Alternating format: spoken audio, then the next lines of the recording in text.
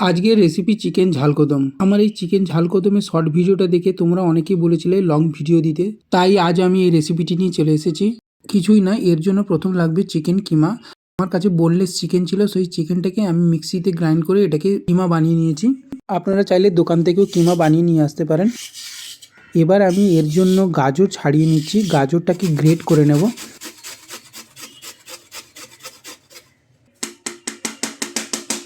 এবার গ্রেট করে এটাকে আলাদা পাত্রে রেখে দেবো। আর আমি একটা সেদ্ধ আলুকেও এইভাবে গ্রেট করে নেব।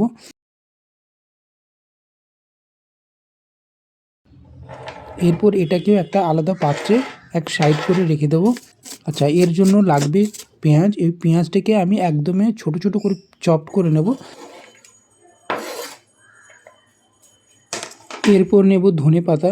এই ধনে পাতাটাকেও ছোট ছোট করে চপ করে নেব।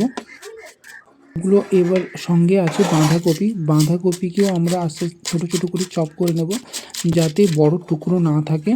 এতে সব চপ করা হয়ে গেছে। এবার আমাদের ম্যারিনেশনের পালা। আর এপাশে আমি চালকে ভিজিয়ে রেখেছিলাম, তাকে এবার স্টেইন করে নেব। এই চালটা আমার এই ঝাল কদমের জন্য লাগবে। এই চালই হচ্ছে রেসিপির মূল আকর্ষণ। এই চাল কোথায় লাগবে, কিভাবে লাগবে সেটা জানতে হলে রেসিপিটি পুরো শেষ অবধি দেখতে হবে। চিকেনের মধ্যে একে একে করে গাজর, পেঁয়াজ, ধনেপাতা, আলু, বাঁধাকপি, আর 1 চামচ আদা রসুনের পেস্ট, আর 1 চামচ গোলমরিচের গুঁড়ো, 1 চামচ গরম মশলা, 1 চামচ লাল লঙ্কার গুঁড়ো, আর 1 চামচ চিলি ফ্লেক্স, আর দেব 1 চামচ বাটার, আর 1 চামচ স্প্রেডেড চিজ। ঠিক আছে, এবার স্বাদ মতো নুন আর চিনি দেবো। একটু স্বাদ বাড়ানোর জন্য দেব হাফ লেবুর রস। এবার এটাকে ভালো করে ম্যারিনেট করব, যতক্ষণ সব কিছু ভালো করে মিশে না যায়। এবার এর সঙ্গে 1 চামচ ছোলার ছাতু ইউজ করে এটাকে আবার ভালো করে মিশিয়ে নেব। ছোলার ছাতু বাইন্ডিংয়ের কাজ করে। ভেজানো চালটাকে ভালো করে জল ঝরিয়ে নিয়েছি। এবার এর মধ্যে দেব 1 চামচ নুন, আর একটু গন্ধ আনার জন্য কাগজি লেবুর জিসটা এর মধ্যে একটু গ্রেট করে দিয়ে দেবো। তাতে কি হয়, চালটা থেকে একটা ভালো ফ্লেভার বেরোয়। এইভাবে ভালো করে মিশিয়ে নেব। চিকেনের ম্যারিনেটটাকে গোল গোল করে চালের সাথে ভালো করে জড়িয়ে নেব। ব্যাস, এবার আমার এইভাবে এক একটা বল রেডি করে সাইডে রেখে দেবো।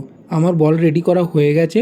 এবার কড়াইতে জল দিয়ে, জল গরম হলে আর এপাশে ছিদ্রযুক্ত বাটির মধ্যে এই বলগুলো দিয়ে তারপর ঢাকনা দিয়ে 10 থেকে 15 মিনিট স্টিম করতে দেবো। স্টিম করার আগে দেখতে যাতে সুন্দর লাগে সেই জন্য উপরে একটু লঙ্কা আর হলুদ গুঁড়ো মিশিয়ে আমি উপরে দিয়ে দেবো, যাতে কদম ফুলের মতো দেখতে লাগে। 15 মিনিট পর ঢাকনা খুলে দেখব, দেখুন কত সুন্দর দেখতে লাগছে, পুরো কদম ফুলের মতো লাগছে। তাই এই রেসিপিটির নাম বলে চিকেন ঝাল কদম। আমি বলছি সত্যি ভালো খেতে এবং খুব হেলদি। এর সঙ্গে খাওয়ার জন্য লাচ্ছা পেঁয়াজের সালাড তৈরি করে ফেলুন। চলুন, আজকের মতো টাটা, বাই বাই।